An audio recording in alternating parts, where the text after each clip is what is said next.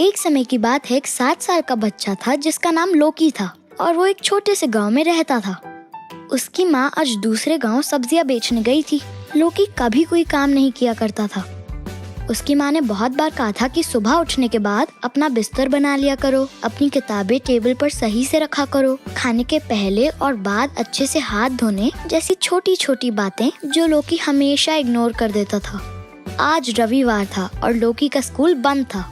उसकी माँ आज उसके लिए नाश्ता बनाकर अपने काम के लिए निकल गई थी। लोकी आज सुबह अपने गरम गरम नाश्ते के साथ अपनी फेवरेट खिड़की के पास बैठा था और जब उसने बाहर का नजारा देखा तो बहुत ही सुहाना मौसम हो रहा था। तेज तेज हवा चल रही थी और पेड़ों से पत्ते जमीन पर गिर रहे थे। लोकी ने सोचा कि आज सारे गंदे कपड़ों को धोने का बहुत ही अच्छा दिन है। उसने सोचा कि ये देखकर उसकी माँ खुश हो जाएंगी। फिर क्या था, अपना नाश्ता खत्म करके वो अपनी अलमारी से सारे गंदे कपड़े निकालने लगा। अपनी फेवरेट लाल रंग की टी शर्ट से लेकर अपने पसंदीदा मोजे और पजामे, उसने सारे कपड़े गर्म पानी में डिटर्जेंट डालकर धो डाले और छत पर उन्हें सुखाने के लिए ले गया। एक एक कर सारे कपड़े रस्सी पर सुखाने के लिए डालता गया। उसने सोचा कि तेज हवा में उसके कपड़े जल्दी सूख जाएंगे और सारे कपड़े छत पर सूखने के लिए डालने के बाद लोकी अपने दोस्त परम से मिलने चला गया। उसने अपने दोस्त को बताया कि आज उसकी माँ बहुत खुश हो जाएंगी क्योंकि आज उसने अपने सारे गंदे कपड़े खुद से धोए हैं।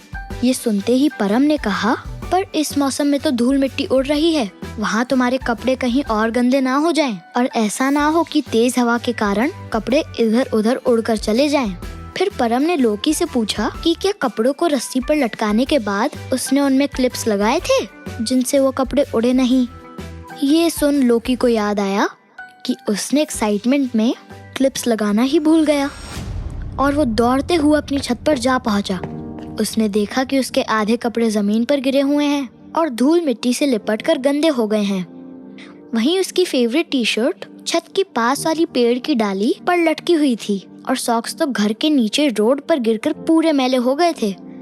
लोकी की सारी मेहनत खराब हो गई थी। वहीं उसकी माँ का घर आने का समय हो रहा था। अपनी गलती को छुपाने के लिए और डांट खाने से बचने के लिए लोकी ने सारे कपड़े इकट्ठा करके अलमारी में उसी तरह रख दिए। जब उसकी माँ घर आई तो लोकी ने उन्हें कुछ नहीं बताया। इधर 2 दिन बाद लोकी की अलमारी से बदबू आने लगी। जब पता करने के लिए उसकी माँ ने अलमारी को खोला तो देखा कि लोकी के सारे कपड़ों पर फंगस लग गई थी और कुछ कपड़े तो एकदम धूल मिट्टी में लिपटे हुए लग रहे थे। लोकी की माँ ने लोकी को बुलाया और उससे सच कहने को कहा। तब जाकर उसने बताया कि जिस दिन उसकी माँ सब्जियां बेचने दूसरे गांव गई थी उस दिन उससे एक गलती हुई थी और डांट खाने से बचने के लिए उसने ये सच छुपाया। लोकी की माँ ने तब लोकी को समझाया कि उस दिन की डांट से बचने के लिए उसने उससे भी बड़ा घाटा कर लिया। अगर उस दिन सच बता दिया होता तो थोड़ी सी डांट पड़ती पर उसके कपड़े खराब होने से बच जाते। अब लोकी के कपड़े इतने खराब हो चुके थे कि उन्हें डस्टबिन में फेंकना पड़ा।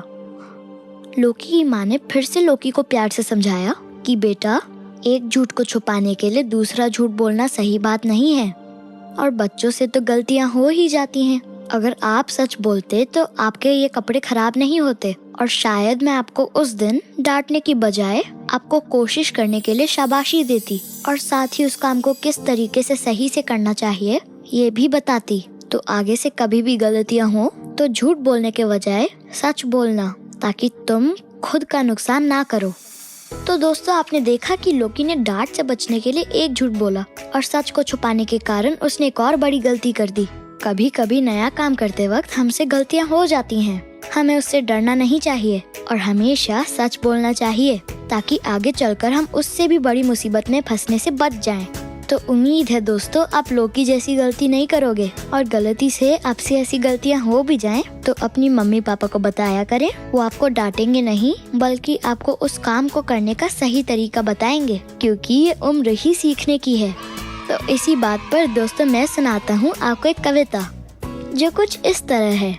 गलतियाँ छोटी हो या बड़ी छुपाया ना करो, डांट से बचने के लिए झूठ का सहारा लिया ना करो।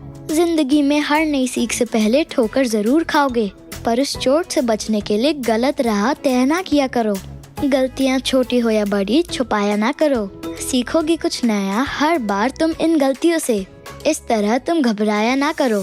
तो दोस्तों आज की कहानी यही खत्म होती है। अगर आपको ये स्टोरी अच्छी लगी तो मुझे कमेंट करके जरूर बताइए।